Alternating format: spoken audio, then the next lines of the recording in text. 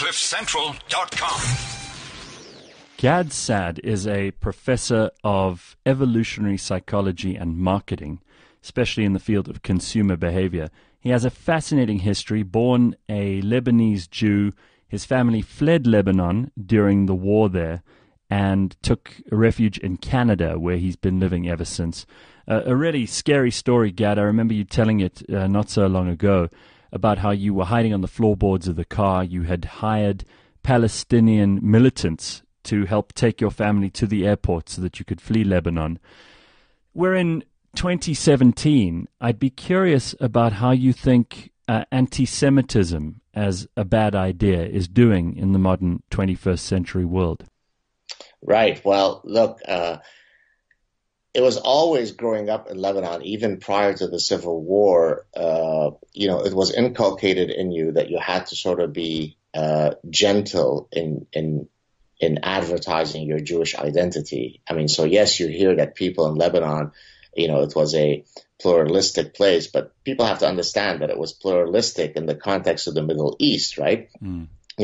It wasn't, wear a Star of David the size of your head and walk around advertising your Judaism. It was rather, we tolerate you until we decide that we're no longer going to tolerate you and kill you, right? I mean, so the history of the Jews is replete with such realities where you live peacefully and you coexist until some trigger arises, and then it's no longer viable to be Jewish in that particular area. And so I've always lived with the reality that I had this sort of dark secret that, of course, people could know easily if you were Jewish in Lebanon because, they could just go and see who's at the synagogue. So it's not as though it was something that no one knew, but you certainly didn't advertise it. And then when we moved to Canada for many, many years, I no longer felt sort of that dark secret, something that I had, even though I would be exposed to anti-Semitism from people who didn't know that I was Jewish, who might say something to me in Arabic, not knowing that I'm Jewish. There wasn't sort of this endemic anti-Semitism, certainly in my Western reality. But now, over the past 10 years or so, I see the exact same instincts that I had in Lebanon starting to develop in me in Montreal. So, for example, I might go to a Lebanese store and I don't expect them to take me to the back and behead me, but I start worrying about things like, well, if they found out that I'm Jewish, they might spit in my food. You see what I'm saying? Yeah. And that was an instinct that I didn't have once we came to Canada. But now with the changing demography, I'm beginning to have it again. Doesn't it strike you as extremely ironic that a place like Montreal, which is considered to be one of the most open-minded, multicultural, liberal in the old classical liberal sense of the word, places in the world, that this is one of the places where you'd have to think about these things? Yeah, I mean, it's breathtaking. Look, I mean, Quebec is in a unique sort of situation in that the Quebec government, and I've spoken about this in the past, but I'm happy to repeat it. The Quebec government is so concerned about maintaining its distinct French heritage. It is so threatened by this greater sort of tsunami of English Canada and certainly of the United States that it sets up all sorts of draconian mechanisms and policies to protect its French identity and its French language. So one of which is that they have had a very, very open immigration policy for folks who are coming from otherwise areas of the world where there's very little, sharing of cultural, reference points, but they allow them in. Because they're Francophone. Exactly. And so I always joke that the Quebec government has decided that they don't mind if those folks eventually behead you, as long as they first say to you, bonjour, mon ami, in French. So as long as they behead you while speaking in French, then it's perfectly fine, because at least we've maintained our French heritage. I'm not laughing because it's funny. You would know this better than any, because some people seem to have lost their sense of humor and an attitude of political correctness. But, I'm laughing because this from a country which has Justin Trudeau as a prime minister. It's unbelievable to me. Yeah, I mean, Justin Trudeau is an utter disaster on many, many fronts. I mean, first of all, and I say this again, not to be disrespectful, not to, be bombastic in any way, but I genuinely mean it that when I say the following. If I were to take in my 22, now almost 23-year professorial career, the absolute dumbest undergraduate student that I've ever had, that student would be approximately 100 times smarter than Justin Trudeau. And I say this advisedly. Now, this is a guy who, until he was 40 something, was his biggest claim to fame was that he was a snowboarder and a substitute drama teacher. Right. And now he is the leader of, one of the most important Western countries in the world. He's never uttered a syllable, not a syllable, that wasn't a grotesque platitude of stupidity, right? I've even satirized, how do you generate a Justin Trudeau speech? Basically, you just sort of concatenate a random permutations of the word diversity, climate change, inclusion, and just play around with those words, and you come up with random gibberish. He's a guy who's been infected with all of the politically correct platitudes of political correctness, of cultural relativism, of multiculturalism. And so it's as though Canada is trying to desperately repeat all of the errors that our European brothers have committed and trying to outdo them. It's really tragic. And he really, apart from being the son of a former prime minister, doesn't have any credentials for this job either. He's a good-looking guy, and that seems to get him a lot of votes too, which is the most ridiculous reason to vote for a politician.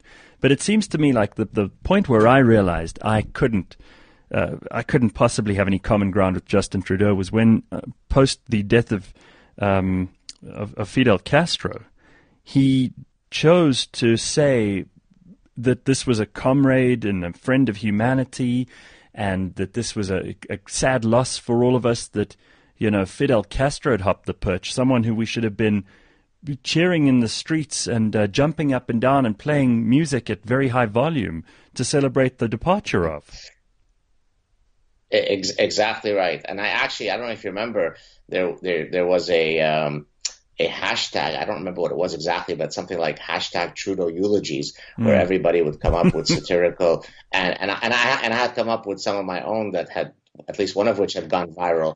Every single issue that you could think of, he will be on the wrong side of that issue. I'll give you another quick example. When he was a parliamentarian, prior to becoming prime minister, at one point, some colleague of his had, in describing all of this stuff, the honor killings and the child brides and the genital mutilations and so on, he had described it as barbaric, and that there is no such place for such practices, such barbaric practices in Canada. And Justin Trudeau's original response was that he was deeply offended and shocked and disturbed by the fact that this guy would use the word barbaric to describe the practices. So it wasn't that he was upset about the practices, but he was upset about the use of barbaric. Because, who are we to judge the practices of those other wonderful brown people? And then, of course, there was some backlash, and then he came back and apologized and so on. But his first instinct was not to defend the integrity and the dignity of those little girls and those women, but rather to be upset that someone would categorize such mistreatment as barbaric. Now, you're a scientist, and what you're talking about here is what ideologues do, is they take a word and they take a thought and they take an idea, and it becomes canon to them. It becomes sacrosanct, and they don't allow even science, even the evidence of biological science, to get in the way of the way they see the world. For an evolutionary behavioral scientist, this must be maddening, because suddenly things like gender are social constructs. Someone can choose to be a furry animal if they do. In their heads, if they say it's true, then they are, right? Right. It's problematic on so many levels. Look, in my scientific career, I've had, I sort of navigate in two separate realms. Amongst my natural scientist colleagues, guys who are evolutionary biologists and evolutionary psychologists and so on, then of course the idea that we are biological beings, and hence as part of our biology is to recognize that we are a sexually dimorphic species, that there are innate sex differences. I mean, that's definitional. That's the starting point of describing our species, and nobody can test that.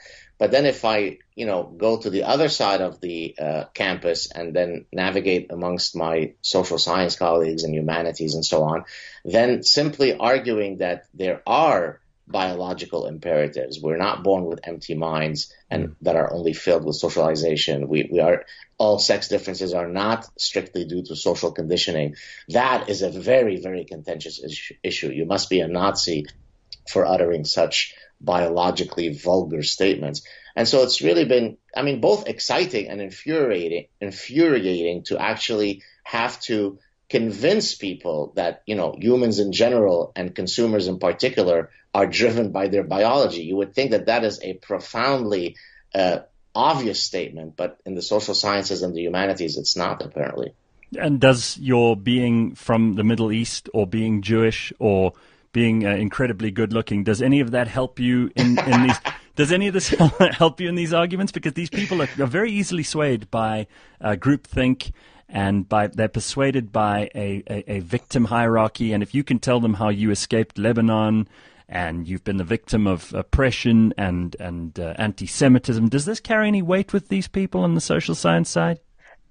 Not so much in my scientific work, because ultimately there, you'd like to think that you have to convince them with your scientific evidence. And so your individual markers, you'd like to think don't matter.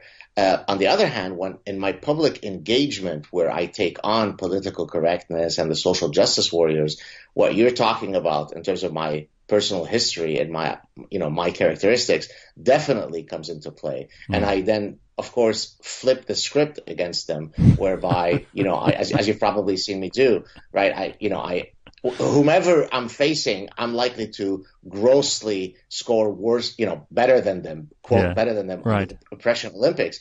And that really disarms them. And it demonstrates to you how laughable this whole exchange is, right? Rather than judging my arguments based on the merits of my points, the mere fact that I am Lebanese who's escaped the Jewish war, who is overweight, blah, blah, blah, that actually grants me cover. It makes it more difficult for the white journalist woman to accuse me of cyberbullying on Twitter, because I warn her, you better be careful. I'm a brown man from the Middle East. You don't want to be racist.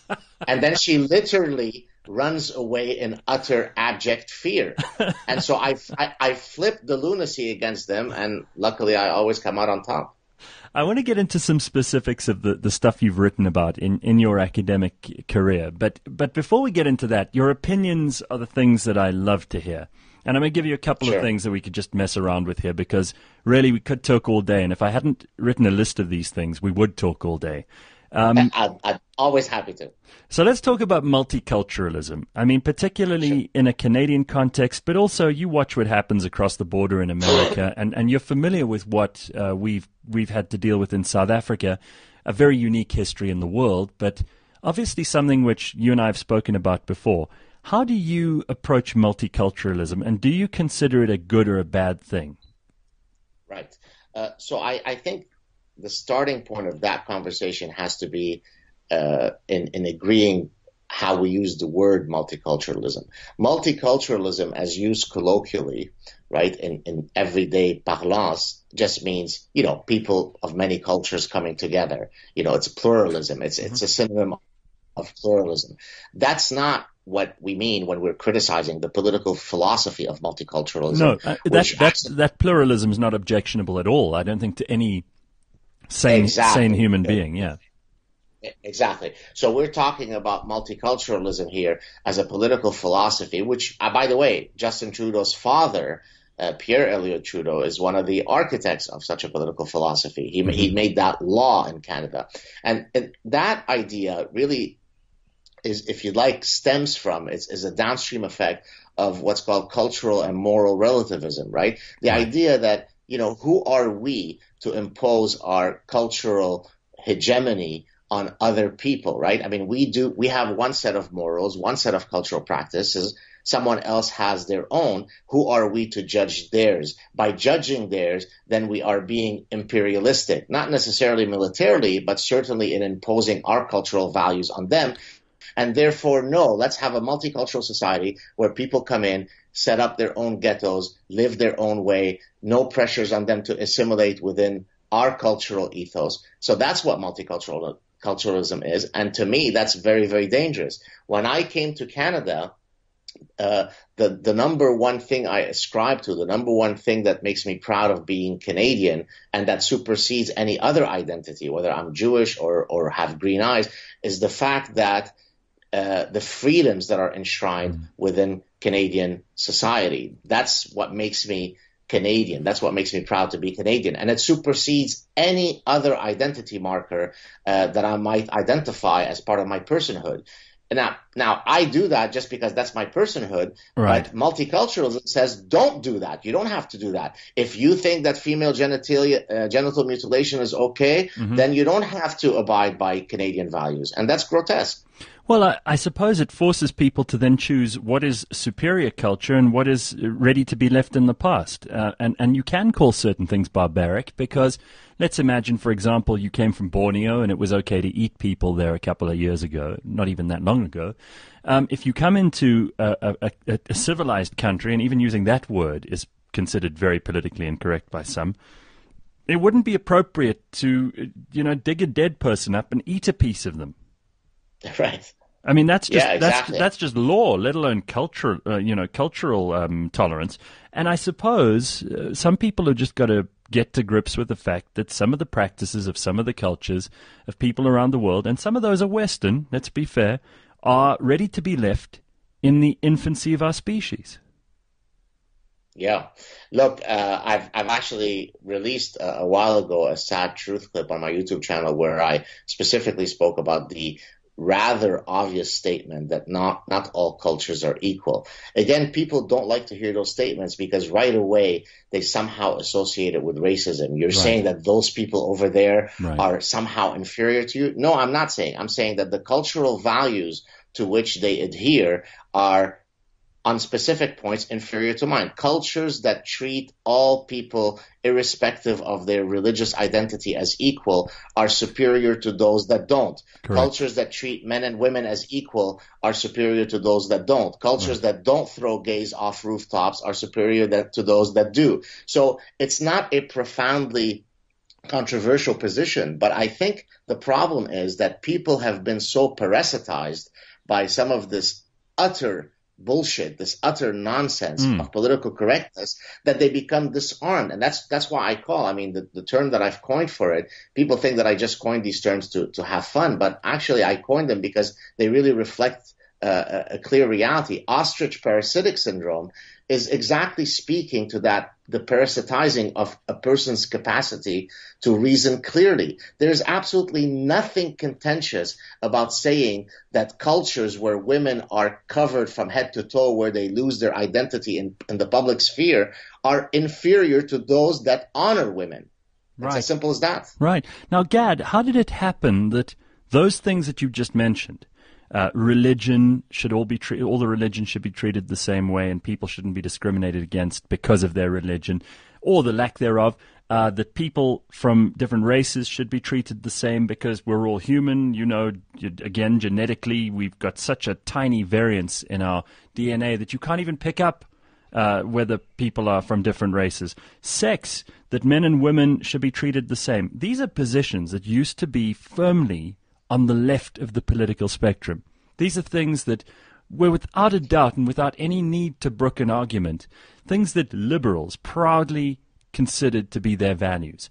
How did it happen that saying those things that we've just agreed are those principles, that saying any of that has become considered to be right-wing or racist or in some way worthy of criticism? How?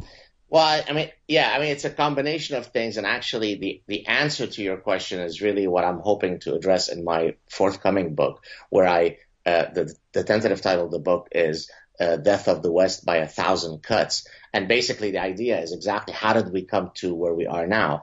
And so, look, it starts off with a laudable goal that becomes hyperactive. It starts misfiring, if you'd like, right? So let's take a concrete example to explain my point. Feminism starts off with the idea that men and women should be treated equally, and any liberal person, any clear-thinking person should agree with that. Right. But then, in the desperate desire to get rid of any possible sexism in society, you then create a narrative where you argue that men and women are biologically indistinguishable from one another, because if you don't argue for that, then it becomes easier to maintain the so-called patriarchal sexist status quo. And so you start off with the idea that, you want to arrive at a laudable goal, and that's liberal, but then your desire to achieve that goal is so overpowering that you're willing to go through any lengths, right, to injure the truth so that you could maintain that goal, and hence you become an ideologue. So let me give you another very quick example. Sure. Why did many social scientists reject biology?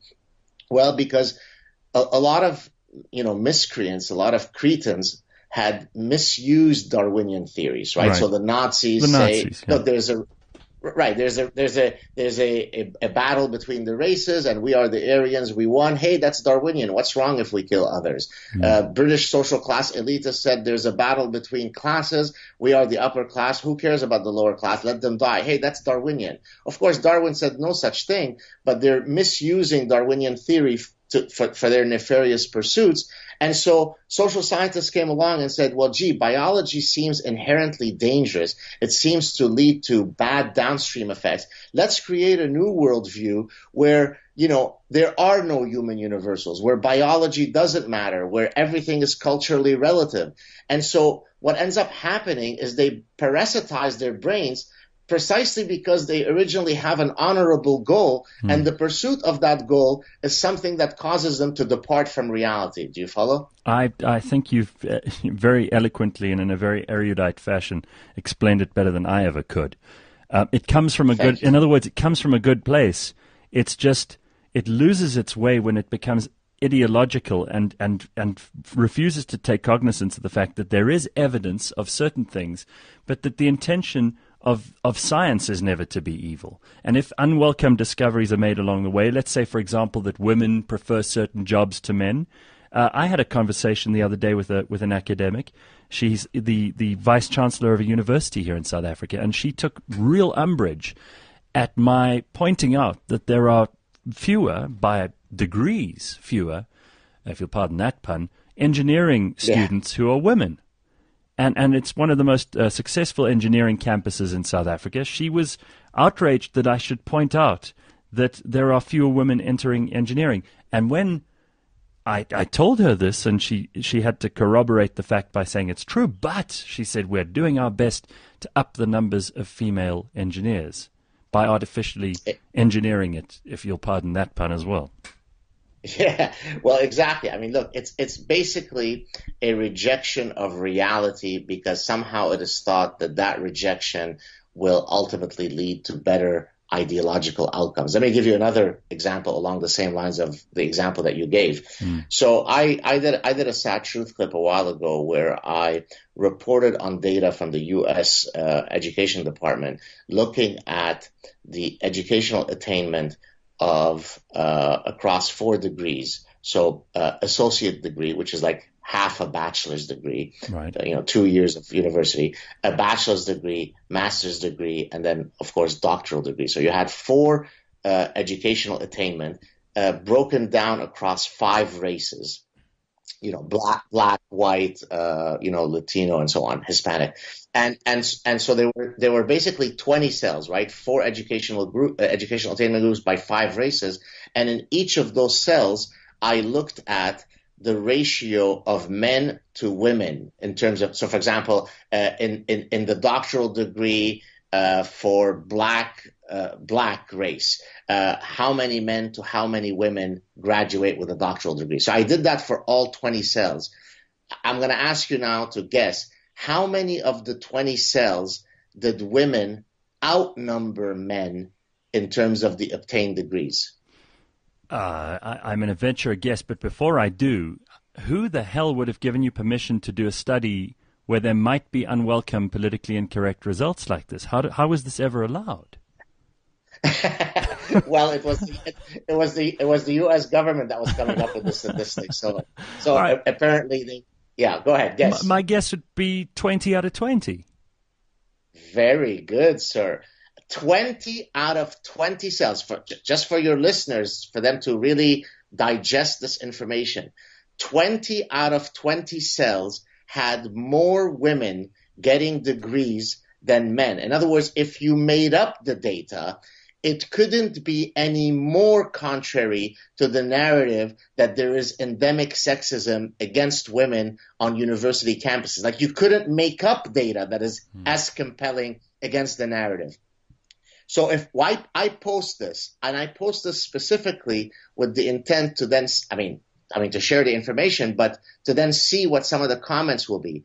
And as is typical for ideologues, the naturally lobotomized ideologues, you get some idiotic woman who says, no, but, in the pure mathematics department at some bullshit college, there are more full professor men than women. Aha, sexism exists. So even when you give people data that is at the aggregate level absolutely shatters the narrative, people will still hang on to their ideological position. And that's the problem that we face. People depart from reason. They don't care about facts. They care about defending their, tribal mindsets. I want to talk about those tribal mindsets, and I want to talk about the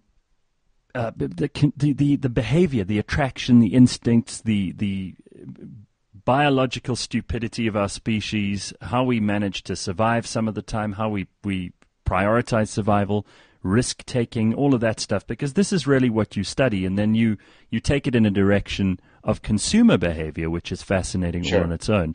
But before we get to that quickly, there's a point you've made about Donald Trump, which I think will get a lot of people laughing and a lot of people very upset. You've described the reaction of people on the left to Donald Trump as being almost like a collective Munchausen syndrome. Yes, sir. You want me to break that theory for you? Yeah, explain it to me like I'm an idiot, because I do remember thinking when I heard you describe it the first time how clever it was, and then I forgot what you actually meant. Yeah, sure. So back in 2010, I had published a scientific paper in a medical journal where I was looking at some evolutionary explanations for an otherwise grotesque psychiatric disorder known as Munchausen syndrome by proxy. But so let me step back and explain what this disorder is. Munchausen syndrome is when an individual feigns medical illness because then he or she will garner the due sympathy and empathy for being injured or sick, right? And so Munchausen syndrome is that. Munchausen syndrome by proxy is when you have somebody under your care, a child, a pet, an elderly parent, and then you harm that child or that other individual under your care to then garner the empathy and sympathy, and hence it's by proxy, right? You're instantiating your narcissistic desire for empathy and sympathy by harming another. And so my original exposure to this psychiatric disorder was in my scientific pursuits. And now fast forward many years later, and here I am watching all the social justice warriors always crying victimhood, and then later seeing the incredible hysteria associated with Donald Trump, whereby everybody on my personal Facebook page would leave these just grotesque departures from reality where they're describing themselves as victims. So let me just give you sort of an example. I am a woman of color who attends University XYZ, and now that Donald Trump has been inaugurated, I'm afraid to go on campus. I mean, how the hell is it that his ascending to the presidency affect the fact that you're going to take some bullshit bus to your bullshit university? I mean, he set up roadblocks for people of color so that they could be whisked away to gang rape centers, right? I mean, right? But what it did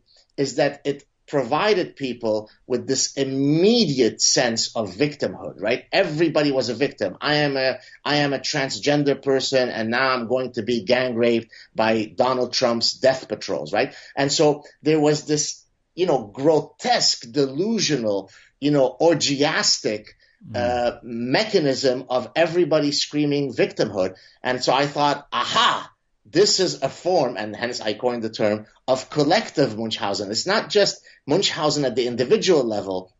At the collective level, these people are basically having these orgasms of faux victimhood. So there you have it. Why do you think they do that? Is it because victimhood has been arranged into a hierarchy and an Olympics, as you've said before, and that's the best way to get social points? Or is there more to it? Is there a psychological, a deep-seated, even perhaps biological reason for some people to cling to victimhood? I mean, to me, and probably to you, and probably to many other people, victimhood is not a healthy state of mind. Right. Well, I mean, from the Munchausen perspective, it's really somebody who is disordered in their thinking, that they actually get a ego boost from getting that attention. Oh my God, poor you, you're such a victim, right? So in that sense, there is a psychiatric breakdown. But as you correctly said, in the less psychiatric version of why this is happening, it's exactly what you said, which is, I could now argue away your position, not by having to do the hard work of proving that my position is more veridical than yours. I simply have to show you my oppression Olympic poker hand, and if it outranks yours, then I win. And so from a cognitive laziness perspective, it becomes a wonderful tool to have. I don't have to worry about doing the hard work of accumulating evidence to argue your points away. I just tell you that I'm a brown guy who escaped execution in Lebanon. Ergo, I am right. Shut your mouth. In other words, a trump card. In other words, a trump card. Very good. Good. Well played, sir. Well, you started. You brought the card analogy. It was only a skip and a jump from there. This to me is interesting stuff, because it indicates that there is a level of hysteria and non-reason of irrational thought that seems to somehow be taken more seriously than a good rational argument. Have we lost the ability in mainstream politics, in places like the United States, where freedom of speech is held to be a very virtuous and important and constitutional imperative?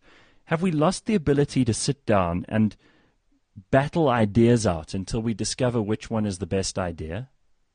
I hate to answer you in a pessimistic way, but yes, at the aggregate level, in a zeitgeist sense, yes, we have lost that ability. But I'll give you some, I'll infuse you with some optimism at a much smaller scale than at the societal level. I just returned a few days ago from a trip at University of Nevada, Las Vegas, where I was invited to deliver a lecture.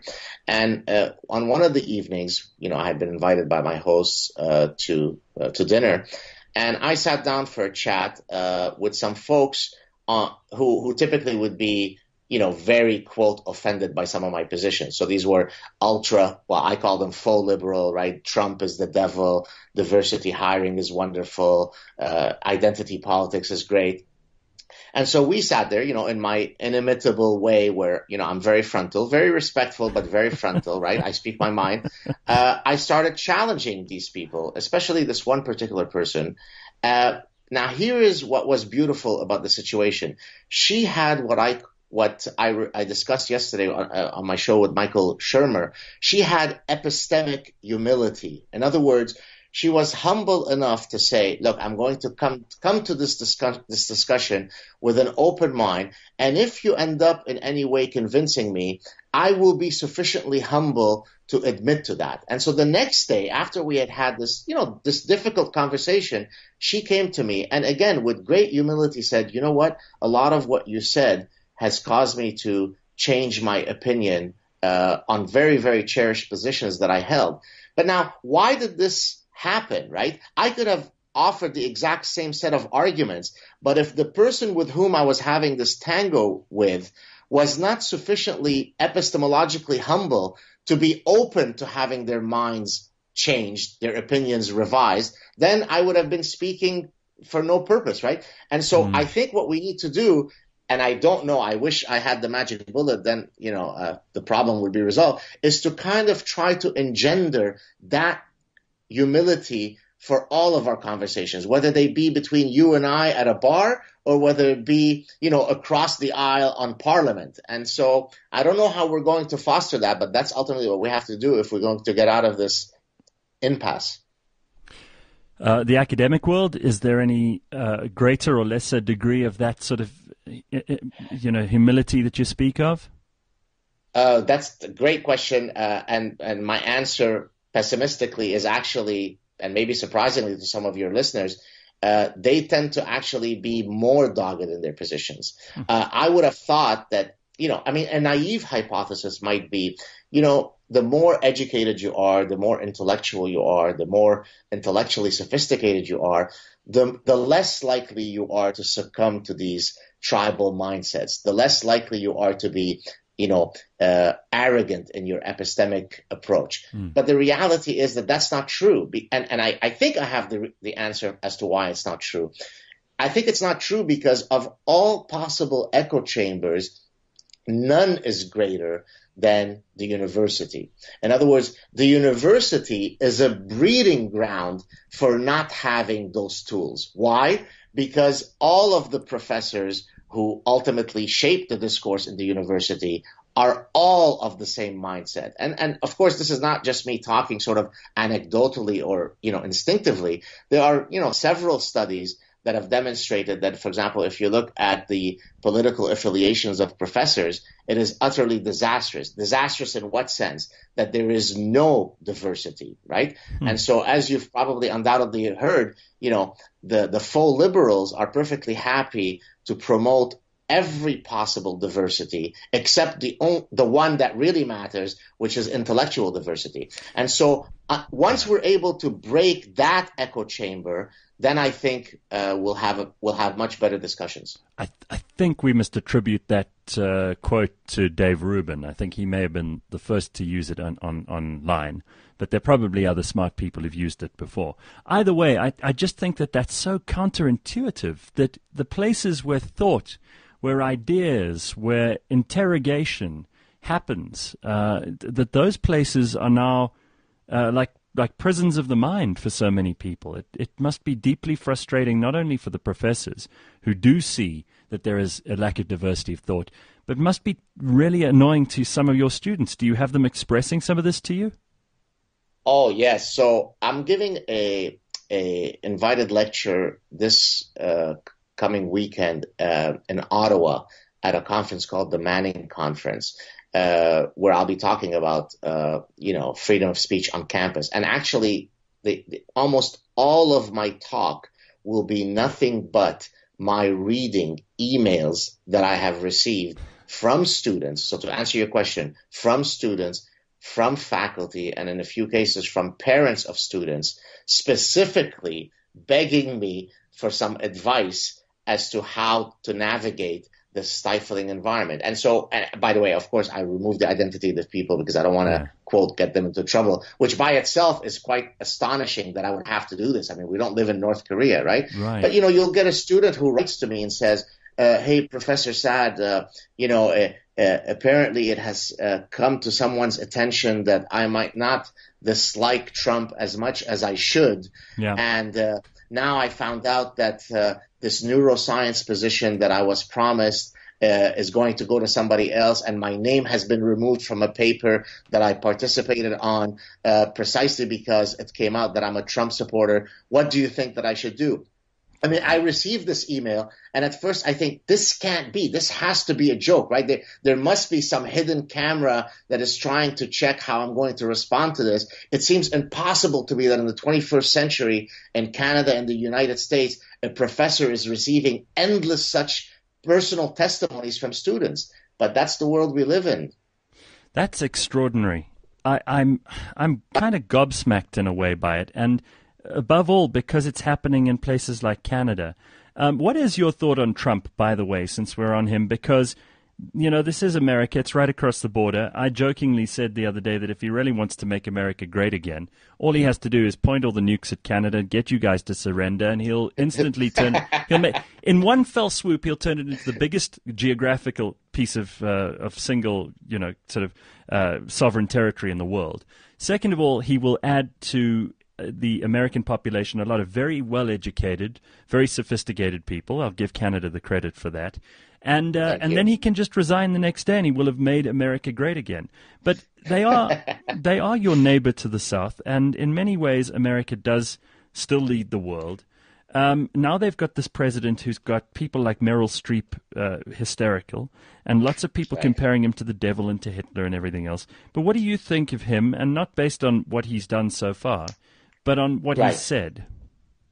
So my general feel is that, look, Donald Trump is, you couldn't have a worse orator if you constructed an android. He's not very presidential in his demeanor, in his eloquence or lack thereof. He says things that, you wouldn't expect out of, a jock in a locker room who's 14 years old. All those things are true. But on the other hand, as I explained in several venues, and perhaps most famously in my chat with Sam Harris, very rational people could decide to vote for Trump for the following reason. So there's a decision rule in psychology of decision-making known as the lexicographic rule, which basically says whenever you're making a choice between competing alternatives, you look at your most important attribute, and then you choose the alternative that scores best on that most important attribute. And so in the context of Hillary Clinton versus Donald Trump, if, for example, I'm someone who was uniquely concerned about, immigration and about the Islam threat, and if that's my overwhelmingly most important attribute on which I choose my candidates, then it's very conceivable for me to assume that Donald Trump scores better on that attribute than Hillary Clinton, and therefore I will choose him using that decision rule, even though on every possible other attribute, Hillary Clinton may or may not have been scored better than Donald Trump. And so there are all sorts of psychological processes that one can use to fully explain how Donald Trump ascended to this presidency, as he did, right? And so from that perspective, I think Donald Trump provides us with several benefits. Number one, he is certainly grounded in reality when it comes to some of these existential threats that the West is facing, much more so than Hillary Clinton ever knew or at least admitted to it publicly. He is a catalyst of change to the extent that the current system was broken, was incestuous. Having someone who truly was from the outside, right? Somebody who could be an agent of change, or to use a cliche that I don't like, a disruptor. Well, Donald Trump does represent that. And so for several very valid reasons, it is quite conceivable that otherwise intelligent, sophisticated people could prefer Donald Trump. And so in that sense, I could fully understand why he ascended to the throne. Well, I watch shows like Bill Maher, and I think Bill Maher is a smart guy, and I find myself laughing a lot with some of the jokes he makes, even about Trump, and I'm not a Trump supporter. I think that you're quite right to say that there are certain things that he just scores better than a very poor candidate like Hillary Clinton might have. But I do find that even Bill is prone, and he's a smart guy, he's prone to very broad, sweeping, and crazy, like he's like it's incensed him on some visceral level that someone like this should be in charge of the United States, and that all his supporters and everyone who voted for him must be a group of rubes and hicks and morons. Right. Well, on my personal Facebook page, of course, a substantial portion of my friends are academics. And so I get to, if you like, see their comments that are, public in the context of my personal page. And I'm astonished at the comments that they make, right? So, for example, a physicist colleague of mine wrote, I don't remember the exact words, but something like, well, if you voted for Trump, you are, a hate-filled, evil, diabolical, illiterate, whatever, a whole bunch of adjectives. And I thought, my goodness, imagine using those words for any other identifiable group. No person would do that because that's exactly what bigotry is. That's what racism is. That's what a blanket statement is. And certainly someone within his Facebook circle voted for Trump, but he felt sufficiently emboldened in his position that he could post this publicly and feel that he doesn't need to in any way temper his words. And of course, I've seen countless other academics do this. Now, imagine if I happen to be a student who is under the power or purview of these particular folks. Am I going to, in a class, frankly speak openly about what I think of Trump? Let's say somebody wanted to ape the position that I just gave about why Trump might have ascended to the presidency. Would I have the right environment to say that? Of course I wouldn't, unless I'm somebody who has, truly great testicular fortitude.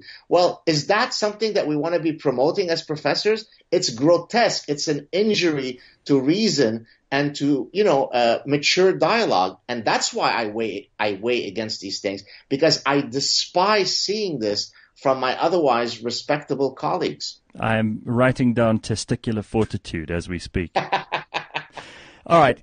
Can we tap into the Dr. Gad Saad for a second here? Because Sure. Evolutionary behavioral science. Let's talk about attraction and hormones and risk-taking. There are a lot of categories here, and I know that you could probably give us a really good lecture, but we would have to come to Montreal and pay for that. What I want is to understand the way that these things affect our decisions, especially when we buy things. People seem to spend money on sometimes ridiculous things. You've spent a lot of your time trying to figure out why they do that, whether it has a relation to hormones, whether there's a difference between the way men do it and women do it. What are these remarkable things that you've discovered in your time doing this? Got you. So as a first statement, let me just kind of give you a sense of what evolutionary consumption is as a field. Basically, I argue that if you fully want to understand consumers, you have to recognize that while, of course, consumers are made, they're also born. In other words, we are an inextricable mix of our biology and our environment, and that holds true irrespective of which hat we're wearing, including that of consumers. And so what I try to do is uncover the fundamental biological and evolutionary forces that make us be the consumers that we are. And so let me give you some examples. So, because you mentioned hormones. So I did a study with one of my former doctoral students where we looked at what happens to men's testosterone levels after they engage in conspicuous consumption. So if you put a man in a Porsche, what happens to his testosterone? Well, you're infusing him with immediate social status, and the endocrinological response is very obvious. His testosterone goes up. On the other hand, we looked at also what happens to men's testosterone levels if they watch another man engaging in conspicuous consumption. So that is on the male side. But of course, women too engage in sexual signaling. And so with another one of my graduate students, I looked at the patterns of consumption choices, preferences, desires that women experience across their menstrual cycles. The idea being that, different hormonal profiles take place depending on when a woman is in her menstrual cycle. And so, for example, we looked at beautification. What happens to how women dress as a function of where they are in their menstrual cycles? And not surprisingly, when they are in the maximally fertile phase, they dress more provocatively. So you can't take our biology out of us when we are consuming. And so what I basically do is I, meticulously uncover these biological imperatives that define our consumption. So when you talk about things like risk-taking, let's look at that quickly and the way that that our evolutionary behavior and our biology affects the amount of risk that we're willing to take on in our lives. You would think that humans would be and if we take a long historical view of this, in the beginning we must have been very frightened primates. We must have taken very few risks. We would have tried to hide. Slowly we become emboldened as we develop tools. I would imagine that now we're at the apex of the food pyramid and we think we're probably in some way, we're destined for becoming gods. We probably are at our least fearful stage in the entire history of our species. I mean, I might not use that particular narrative to explain the evolution of risk-taking. The one that I would use is more based on sexual selection. So sexual selection is the idea that, a species evolves certain behaviors and certain morphological features because it confers reproductive advantage, right? So typically we talk about one of two mechanisms. Natural selection deals with survival advantage, whereas sexual selection deals with reproductive advantage. So the peacock's tail did not evolve to be so big and so iridescent colored and so on because of survival advantage. If anything, it reduces your survivability. Rather, it evolved because it serves as an honest signal of a peacock's genetic quality. That's what the hens want when they're choosing the optimal male.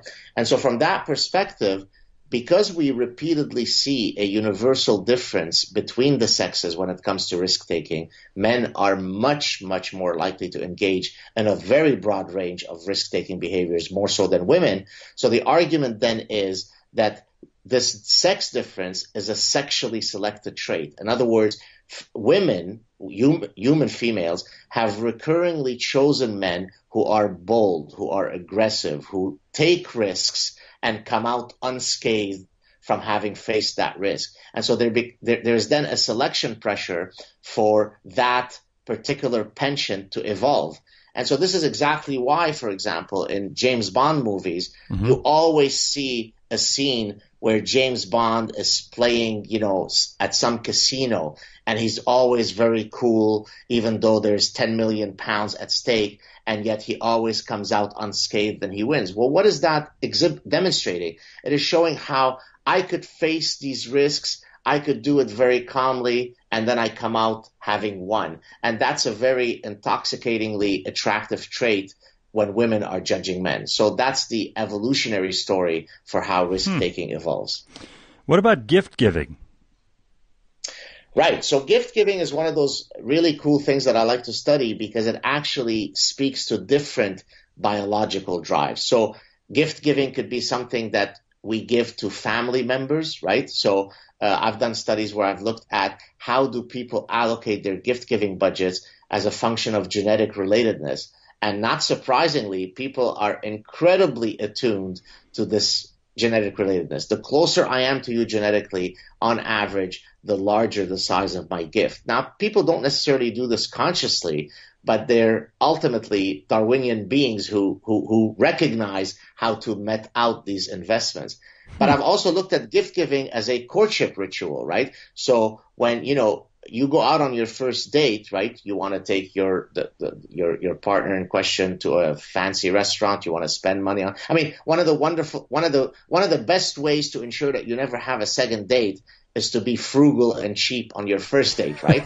And that has nothing to do, by the way, with the feminist argument that, well, I don't need a man to pay for my meal, because you could have women who are billionaires who will still not go out on a second date with you unless you show cues of generosity and investment on your first date. So it's got nothing to do with the issue of power. It's got to do with the fact that it's part of the, if you like, what's called nuptial gift giving. Across many species, you typically have the males, but in some species the role is reversed. But typically you have the males who have to bring a gift to the female, and depending on whether this gift is appropriate or not, she will decide whether she's going to mate with you or not. Typically the gift is some food, some food package, right? So if you're an insect or a bird, the male will advance towards a prospective female, show her the food that he's willing to share with her, and if it's a good gift, she'll have sex with him. Well, guess what? Engagement rings are exactly that, right? And so there are all sorts of rituals that we do as consumers that might look different than those of our biological cousins, but they're simply the human manifestations of what happens across countless other species. That has to be a fun thing to research. How do you go about something like that? Do you follow people around and watch their spending habits? Do you just gather big data? Do you observe them at close quarters? Do you question them post the fact?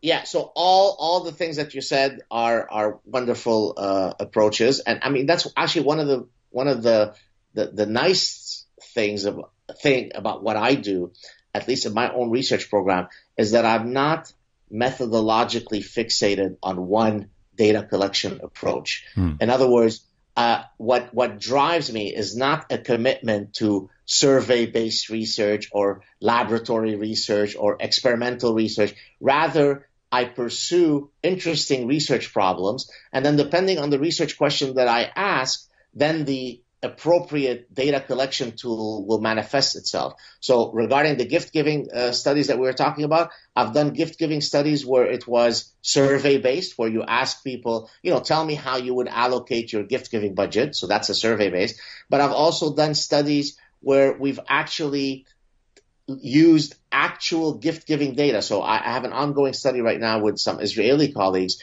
where we have data from 30 Israeli weddings in terms of what wedding gifts the people who attended the gifts gave. So, for example, Uncle Mordechai gave $200, Aunt Hannah gave $150. So in this case, we actually have field data, real data, not survey, right? So I use all possible tools as long as it helps me uncover the research question that I'm asking. One last thing about this issue of objective beauty, and it's something that's always plagued me. That we hear people, particularly feminists, saying, and a couple of postmodernists, and even some men who are, I suppose, trying to curry favor with women, they'll say there is no objective idea of beauty, and that it's magazine covers' fault that women feel pressured to be thin or to have, a certain kind of hair or a certain kind of makeup or a certain sort of dress on. In all your studies, is there such a thing as a general application of beauty? And is it possible that we know at a glance what's pretty and what isn't, and that we're not socially constructed to think a certain way? Absolutely. Nothing could be clearer than that. Now, before I answer that, yes, there are universal beauty standards, let me be charitable to those postmodernists and other idiots.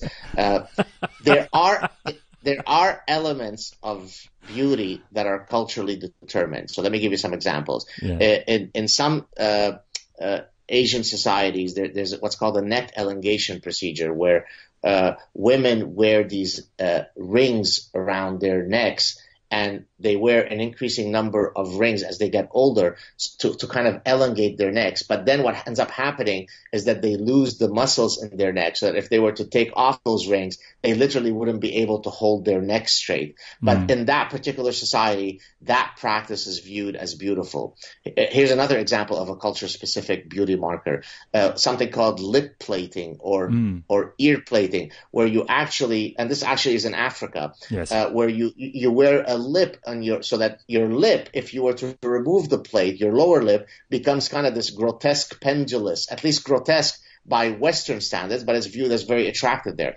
So while it is true that there are cultural instantiations of beauty, underneath these cultural specific beauty markers is a bedrock of human universals. Example, facial symmetry. Yeah. There is no culture where facially asymmetric people are judged as more beautiful than facially symmetric people. Why? Because symmetry is associated with certain, phenotypic cues of quality, of genetic quality.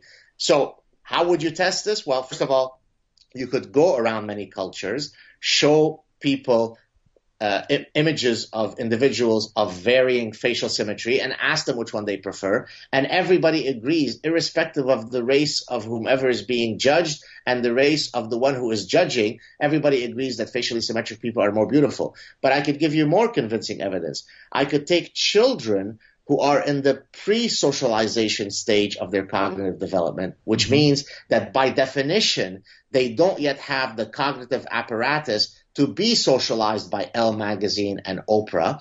And when I show them photos of people of varying beauty, where beauty in this case is again measured by facial symmetry, guess what? The infants will stare longer at the beautiful person, demonstrating that that penchant arises in the pre-socialization phase. So, one of the beauties of evolutionary theory is that there are all sorts of methodologies that we could use to actually demonstrate the veracity of our arguments. So all of your postmodernists and bullshitters that are saying this nonsense, They're just idiots that are on the losing end of history. Yeah, but we spend so much time arguing against their nonsensical positions that we aren't advancing science in the right ways. I mean, if we were still arguing about gravity, for example, Exactly. wouldn't we have had to stop there before we could move on to Newtonian physics? It just seems to me that we've got caught up. And look, there are a lot of non-scientific people on the left and the right who are very, very dangerous to the ongoing march to human kind of improvement and civilization. I feel like we should accept certain things and just get on with it. If something is beautiful in other... for example, and you can give me an idea of whether this is fair or not, I have more fun being the ugliest person in the room than I do if I'm surrounded by people who are much uglier than me. Well, I can't speak to your own personal preference, but let me speak to the more general point. You touched on something very important when you gave the example with physics. I mean, yeah. I've argued that what makes physics, chemistry, and biology, seem more prestigious and influential and so on than, say, sociology and gender studies, gender studies and the other stuff is not so much because inherently physicists are smarter than sociologists, or inherently because physicists do science but sociologists don't. And let me be very clear here. The scientific method is simply the application of a set of tools, a set of epistemological tools to study the world. A sociologist can do it and a physicist can do it. So both of them could be equally scientists. The reason why they're not both viewed as equal scientists is because while the physicist adheres to the scientific method as best as he or she can, the sociologist allows the intrusion of ideology to permeate his or her work, right? So exactly as you said, while no chemist, there aren't chemists who are for the periodic table, but chemists who are against the periodic table, right? But in the bullshit fields, you have people who can't even agree on whether there are innate biological differences between men and women. Well, if we can't agree on something so profoundly obvious as that, then how could we have a shared epistemology? We can't, and that's why you get the nonsense in sociology and women's studies. It's not because they're dumber, it's because they actually don't adhere to the scientific method. And isn't it also true that science is that humility you spoke about earlier? It's the idea that your peers can come in and review your work at any time and are inquiring, and they're expected to hack it down if it's rubbish, to find the flaws in it. It is held up to scrutiny. And if they can find a reason to take down a theory that you've spent your life trying to build, then they must. It is their duty to take it to pieces, right? That's exactly right. I mean, first of all, on a personal level, a scientist is full of doubt, right? I mean, again, because of this epistemic humility. But as you said, the peer review process for anyone who doesn't know what it is profoundly humbling, right? I mean, I sit and spend years working on an idea. Then I go out, develop the research instruments. I collect the data. I write the paper. So at the point that I send off the paper for review at some scientific journal, I've spent many, many years working on this. Then I get back the letter from the editor with the reviewer's comments. And oftentimes, it's 10 pages of trashing you, right? But at first, you're upset, you're angry, you're frustrated, and so on. But then you take a step back and you say, well, maybe statements 1, 4, and 7 I disagree with, but, the reviewer really has an excellent point regarding comments A, B, C. And I think that if I address those, my research would ultimately benefit from it. And then you go through this beautiful dance back and forth until you get to a point where the editor says, I think you've now passed the quality measure that suggests that we should publish this. And so that's, by the way, the beauty of science is that, as you said, you're putting your ideas out there for people to specifically find faults in it. And if it survives that, then you could feel comfortable about it. By the way, that's why I hate religion and all ideologies, because somehow they feel that they don't have to go through that process, right? Simply by revelation, I am right because I am right because I am right. And that's an affront to human reason and human dignity. I couldn't agree more, and you'll find no reason for me to sit and waste your time with an argument on that front. There are so many other things that I think we could cover here, and particularly around your area of specialization. But I know you've got a hankering for California, the warm weather and everything else. Yes, sir. Would you, if you were given a place in academia in SoCal, would you move there immediately in a heartbeat? You'd leave Canada behind? Wow, nice question. Look, I mean, ultimately, the job itself would have to be such that it allows me to continue to flourish as a professor, right? So, for example, if I received a professorship in a California school that somehow was predominantly teaching, but it didn't allow me to set up a lab and do my research, well, then I'd have to, question whether I'd want to do that. But all other things equal, at this point, as I get older, it's becoming increasingly more unbearable to, withstand the torture of winter. And so to answer your question, in one word, yes, I would move to California. So all Southern California schools, you are put on notice. The Godfather is listening to all offers. Well, Godfather, thank you for an illuminating chat. It's great to pick your brain, and I appreciate you talking to us all the way here in South Africa. I hope you'll stay warm for the next couple of months, and then before you know it, you'll have a whole month of sun. How lucky. Yeah, thank you. By the way, before I let you go, thank you for your kind words. In Montreal, we say we have 4 seasons: winter, winter, winter, and July. I wish you well, and keep on doing the good work, both in academia and with your upright stance on freedom of expression and fighting bullshit wherever you see it. Thank you. Thank you, good sir. You're very kind. CliffCentral.com